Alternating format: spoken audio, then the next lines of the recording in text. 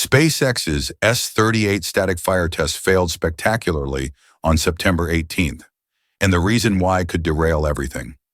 No fuel reached the tanks, no frost formation, no ignition, just dead fuel lines and a ground system that completely collapsed when it mattered most. Engineers immediately suspected pump failures and fuel line malfunctions after months of intensive booster testing. The brutal timing, S38 is the final V2 Starship before the V3 revolution begins. This isn't just a delay, it's exposing critical weaknesses in SpaceX's infrastructure. The same ground systems that powered their record-breaking pace may now be the bottleneck destroying their momentum. Let's dive right in.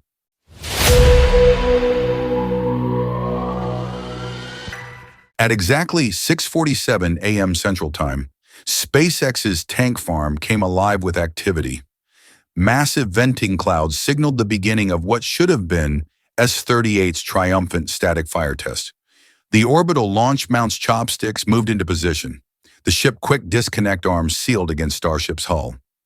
Every system appeared ready for ignition, but experienced SpaceX watchers knew something was terribly wrong within the first 10 minutes.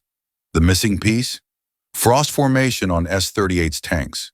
When cryogenic methane at -297 degrees Fahrenheit and liquid oxygen at -183 degrees Fahrenheit flow into Starship's fuel tanks, they create unmistakable frost patterns along the vehicle's metallic skin. This visual confirmation tells engineers that propellants are aboard and engines are ready to fire. S38's tanks remain completely dry. No frost, no fuel, no hope for ignition. The venting that followed told the real story. Initial bursts indicated pumps were attempting to pressurize fuel lines. When that failed, a second wave of venting showed engineers cycling the system, desperately searching for the blockage. By 8:30 a.m., heavy side venting from the orbital launch mount confirmed the inevitable. Fuel was being drained back to storage tanks. The test was officially scrubbed, but the implications were just beginning. This failure reveals the incredible complexity hidden beneath SpaceX's seemingly routine operations. The fuel delivery system at Starbase isn't just pipes and pumps. It's a precisely calibrated network operating under conditions that would destroy most industrial equipment. The process begins at massive storage tanks holding thousands of gallons of supercooled propellants. High-pressure pumps force these fluids through insulated lines stretching across the facility. Temperature sensors, pressure gauges, and flow meters monitor every step of the transfer process. Here's what makes this system so fragile. Cryogenic propellants create challenges that don't exist in normal industrial applications. Microscopic ice crystals can accumulate at connection points. Thermal cycling causes metal components to expand and contract repeatedly. Seals and gaskets face temperature swings of over 400 degrees Fahrenheit. The aggressive testing schedule has pushed these systems beyond their design limits. Between March and September 2024, SpaceX conducted 23 major ground tests at the orbital launch mount. Industry standards recommend comprehensive inspections every 15 to 20 pressure cycles. SpaceX has been operating on borrowed time. Each transition from booster testing to ship operations adds another layer of risk. Engineers must physically reconfigure fuel line connections, swap interface hardware, and recalibrate pressure systems. Every change creates potential failure points. Based on the observed symptoms, 3 primary suspects emerge for S38's fuel system breakdown. Fuel line blockage represents the most likely culprit. After months of intensive testing, debris from thermal cycling could have formed significant obstructions in the main fuel arteries. Even tiny ice crystals, invisible to inspection equipment, can gradually restrict flow until complete blockage occurs. Pump system malfunction offers another explanation. The high-pressure pumps responsible for propellant transfer operate under immense mechanical stress. Cavitation damage, seal failures, or impeller degradation could prevent adequate pressure buildup. Without sufficient pressure, fuel cannot overcome resistance in the lengthy transfer lines. Interface connection failures present the wildcard scenario. The ship quick disconnect system represents one of SpaceX's most complex mechanical interfaces. This connector must form a perfect seal while handling cryogenic fluids under extreme pressure. Even minor misalignment or seal degradation prevents proper fuel flow. The complete absence of any fuel loading suggests a catastrophic failure rather than a minor leak or partial blockage. This points toward either complete pump failure or total line obstruction. S38's failure carries consequences that extend far beyond a single test. This vehicle represents the final Starship 5.2 before SpaceX transitions to the revolutionary V3 design. Every day of delay pushes back critical milestones affecting the entire program timeline. Flight 11 was targeting a late September launch window to maintain SpaceX's record-breaking 37-day turnaround between missions. That record isn't just impressive statistics. It demonstrates operational maturity that NASA, commercial customers, and investors monitor closely. Missing the October 3rd deadline would break SpaceX's turnaround record and raise uncomfortable questions about system reliability. More critically, it could force delays in the planned pad renovations needed for V3 operations. The timing pressure creates a dangerous dynamic where engineers face impossible choices between thorough repairs and meeting aggressive schedules. Buried in this technical crisis lies a strategic decision that may have created SpaceX's current problems. Before moving operations to the orbital launch mount, SpaceX conducted ship tests at a dedicated facility called the Massey Test Site. This specialized infrastructure was purpose-built for Starship static fires. Dedicated fuel lines, optimized pumps, and streamlined operations made testing more reliable and predictable. The facility worked flawlessly for months. So why did SpaceX abandon this proven system? The answer reveals both their ambitions and current limitations. Moving tests to the orbital launch mount allows faster transitions between ground testing and actual launches, but it forces the same infrastructure to handle both booster and ship operations, a compromise now showing dangerous weaknesses. Industry experts argue that reactivating Massey could solve many current reliability problems. Dedicated ship testing infrastructure would reduce wear on orbital launch mount systems while providing more consistent operations. The question facing SpaceX leadership: will they acknowledge this strategic error and step backward to move forward? As news of S38's failure spread through the space community, attention immediately turned to SpaceX's recovery plan. The September 19th test window represents more than a second chance. It's a referendum on the entire ground operations philosophy. Success on the 19th would demonstrate SpaceX's legendary problem-solving speed and validate their rapid iteration approach. Engineers have less than 24 hours to diagnose complex fuel system failures, implement repairs, and verify system integrity. But a second consecutive scrub would force fundamental questions about operational procedures, maintenance schedules, and timeline feasibility. It could signal that SpaceX's pace has finally exceeded their infrastructure's ability to keep up. The space industry watches these next hours with unusual intensity. Competitors have long argued that SpaceX's aggressive timeline is unsustainable. A pattern of ground system failures would validate those criticisms and potentially impact SpaceX's competitive position.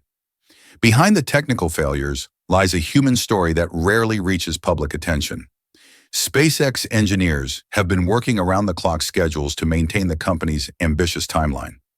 The pressure to deliver results while managing increasingly complex systems creates conditions where mistakes become inevitable. Industry sources describe a culture where rapid iteration has evolved into perpetual crisis management. Engineering teams jump from one urgent problem to the next without time for comprehensive system analysis or preventive maintenance. This approach worked brilliantly during Starship's early development when systems were simpler and stakes were lower. But as operations mature and reliability becomes critical, the same methodology may be creating more problems than it solves. The fuel system failure could serve as a wake-up call, forcing SpaceX to reassess not just technical procedures, but their fundamental operational philosophy. While SpaceX struggled with ground system failures, competitors weren't idle. Blue Origin's successful NS-35 mission on the same day as S-38 scrub sent a pointed message about the value of methodical preparation over rapid iteration. New Glenn's approaching orbital debut, though repeatedly delayed, could capitalize on any perception that SpaceX is struggling with operational challenges. In commercial spaceflight, reliability often trumps speed when customers choose launch providers. The space race is entering a new phase where operational excellence matters as much as technical innovation. SpaceX's early lead in reusability and cost reduction won't guarantee future dominance if reliability becomes questionable. This shift in competitive dynamics adds another layer of pressure to S38's recovery timeline. Every hour S38 remains grounded brings SpaceX closer to an impossible decision.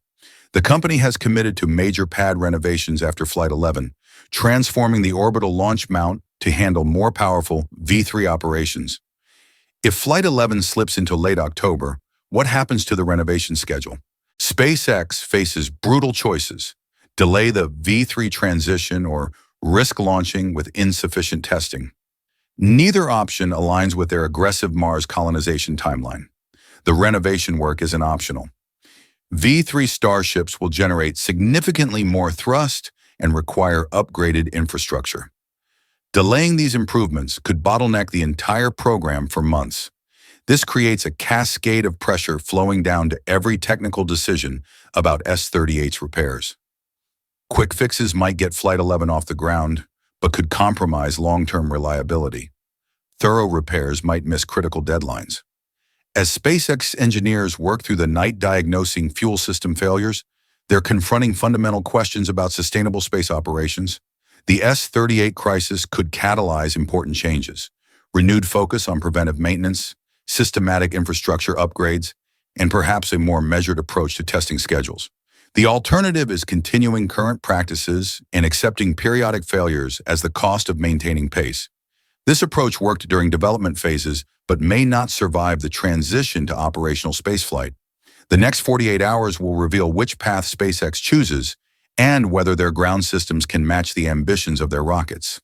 The decision will echo through every future Starship mission and potentially reshape the entire company's approach to space operations. Success or failure, S38's fuel line crisis marks a turning point in SpaceX's evolution from startup to space transportation leader. This is exactly why SpaceX's fuel system failure matters more than any successful launch. What we witnessed wasn't just a technical glitch. It's the moment SpaceX discovered their rapid-fire approach has physical limits. The same infrastructure that powered their record-breaking pace is now the bottleneck threatening everything they built. Here's the bigger picture. As we race toward Mars, these ground system challenges will only intensify. Every future Starship mission depends on solving problems like S38's fuel line failures. Success isn't just about building better rockets. It's about creating sustainable operations that can handle hundreds of launches per year. And this is just the beginning. With Pad 2 coming online and V3 vehicles approaching reality, SpaceX faces their most critical infrastructure transition yet. The next 6 months will determine whether they maintain their lead or if competitors like Blue Origin can capitalize on these operational challenges. How do you think SpaceX should balance their rapid iteration philosophy with reliability demands? Will they stick to their aggressive timeline or adopt more methodical approaches? This is Space Hub, and we dive deep into the space breakthroughs that shape our future. If you want more analysis that goes beyond the headlines, hit subscribe. For the latest developments in the new space race, you know where to find us. The path to Mars runs through fuel lines, and every failure teaches us what it really takes to become a spacefaring civilization.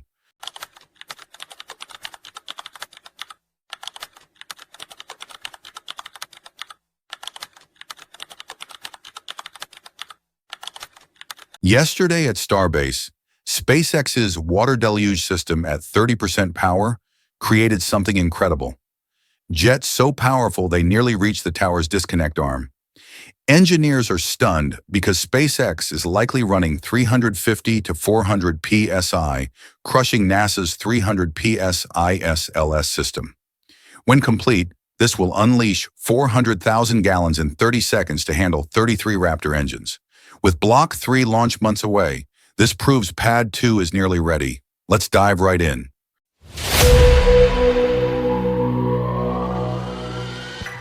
The scale of what happened at Starbase becomes clear when you understand the technical challenge SpaceX just solved. This wasn't just a water test. It was proof that they've cracked the code on something NASA has struggled with for decades. September 18th marked the first time SpaceX fired multiple high-pressure gas generators simultaneously. Each generator works like a controlled explosion, forcing water through specialized nozzles at incredible pressure. The result? Water columns that shot nearly 400 feet into the air, almost reaching the tower's quick disconnect arm. Compare this to their September 13th test, which used only a handful of generators at 5 to 10% power. This latest demonstration jumped to 30% power across multiple systems, working in perfect coordination. The difference was night and day. Why does this matter? Because coordinating multiple high-pressure systems is exponentially more complex than running one. It's the difference between playing a single note and conducting an orchestra. NASA's Space Launch System operates its water deluge at 300 psi, a system that took years to develop and represents cutting-edge government engineering. SpaceX's system likely runs at 350 to 400 psi or higher, based on the industrial-grade pumps they've installed. To put this in perspective, 300 psi is enough pressure to cut through soft materials. 400 psi enters the realm of industrial cleaning equipment used in mining and heavy manufacturing. SpaceX isn't just matching NASA, they're surpassing them with equipment typically sourced from companies like Flowserve and Sulzer. But here's what makes this achievement remarkable. They're not just building a more powerful system, they're building one designed for rapid reuse. SpaceX faces an unprecedented timeline crunch. They have exactly 90 days to accomplish two massive goals before their self-imposed Christmas deadline. First, execute Starship Flight 11, the final Block 2 mission. Second, bring Pad 2 fully online for Block 3's debut. This aggressive schedule isn't just about internal deadlines. SpaceX has customers waiting, contracts pending, and a market position to maintain. Every month of delay costs potential revenue and gives competitors time to catch up. The intensity of this timeline became clear yesterday when something unprecedented happened at Starbase. While Pad 2 was unleashing its water demonstration, Ship 38 was attempting a static fire test on Pad 1. For exactly 10 minutes, SpaceX ran both operations in parallel, something they'd